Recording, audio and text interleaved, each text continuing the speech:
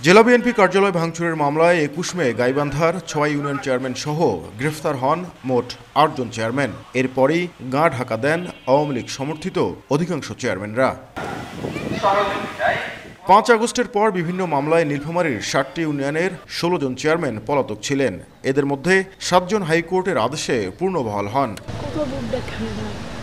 পঞ্চগড়ের বাংলাবান্ধা, ঝোলই শালশিরি, দেবীগঞ্জ সদর ইউনিয়নের চেয়ারম্যান সাময়িক বহিষ্কার রয়েছেন। এছাড়াও নাশকতার মামলায় একাধিক ইউনিয়নের চেয়ারম্যান পলাতক রয়েছেন। এতে গ্রাম আদালত, জন্ম মৃত্যু সনদ, স্থানীয় বিরোধ নিষ্পত্তি সহ নানা সেবা পেতে দুর্ভোগে পড়েছেন স্থানীয়রা। ইউনিয়ন পরিষদের সেবার কাজে আমরা আসতেছি, এখানে তো সেবা পাচ্ছি না, কোনো লোকজন তো পাওয়া যাচ্ছে না। আমাদের ইউনিয়নের কোনো সেবা যত্ন নাই, মানে চেয়ারম্যান নাই, মেম্বার নাই। জনগণের অনেক হয়রানি হচ্ছে। কারণটা হলো প্রশাসক যে নিয়োগ দেওয়া হয়েছে উনি আসলে কৃষি অফিসার। ঠাকুরগাঁওয়ের ৫৪টি ইউনিয়নের মধ্যে কাগজে কলমে ১৫ জন অনুপস্থিত। কুড়িগ্রামের ৯ ইউনিয়ন চলছে প্রশাসক ও প্যানেল চেয়ারম্যান দিয়ে। তবে বাস্তব চিত্র ভিন্ন।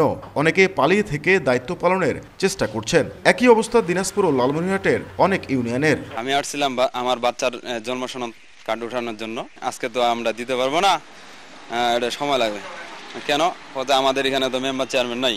এলাকায় যে সামাজিকতা কতগুলো ছোট ছোট দ্বন্দ্ব ফাসাদ এগুলো সমাধান হচ্ছে। স্থানীয় প্রশাসন বলছে তৃণমূলের সেবা নিশ্চিত করতে ইতিমধ্যে ব্যবস্থা নেওয়া হয়েছে।